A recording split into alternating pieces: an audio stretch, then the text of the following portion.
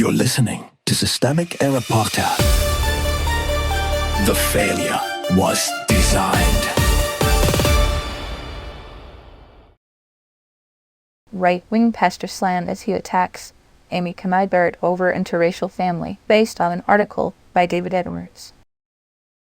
Citizenship is not racial property. A right-wing pastor used Amy Coney Barrett's multiracial family to argue she could not be impartial in a birthright citizenship case, and conservative commentator John Podhoretz answered with outrage after the Supreme Court upheld birthright citizenship in a 6-3 ruling, with Barrett among the deciding votes. The exchange is useful only as evidence.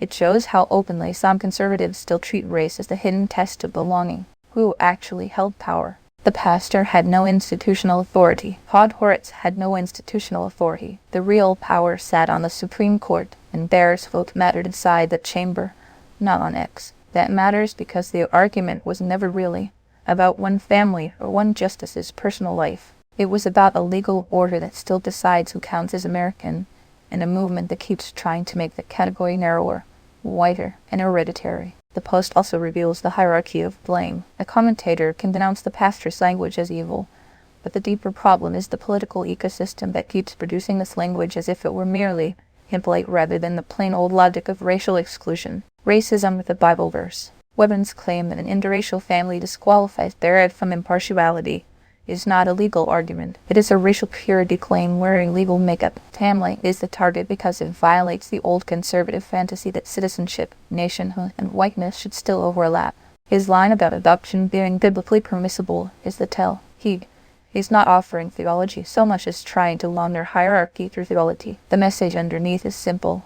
Some families are tolerated, but only if they do not unsettle the racial order. That is not concern. It is segregationist instinct with better branding. The real misdirection. The source story correctly identifies the racism, but the framing can still mislead if it reduces the episode to one pastor's otherness. That is too small. Webbin is not an anomaly. He is a translator for a broader project that wants to convert prejudice into principle. What gets hidden here is the institutional aim. The fight over birthright citizenship is not about an abstract constitutional curiosity. It is about whether American citizenship can be detached from bloodline, race, and ancestry. The right keeps testing that boundary, and when it loses, it reaches for a fallback.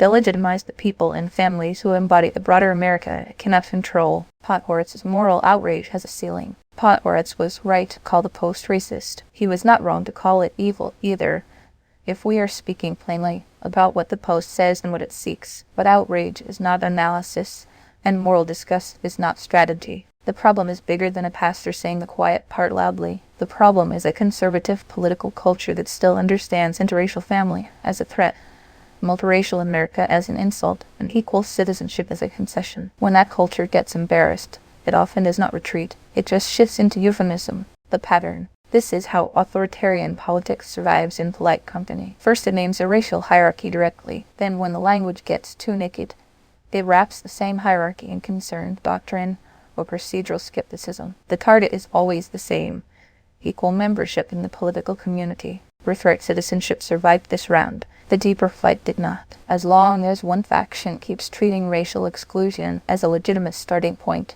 the Democratic coalition's job is not to applaud civility. It is to defend the idea that citizenship belongs to people, not to a race, a bloodline, or a nostalgic project.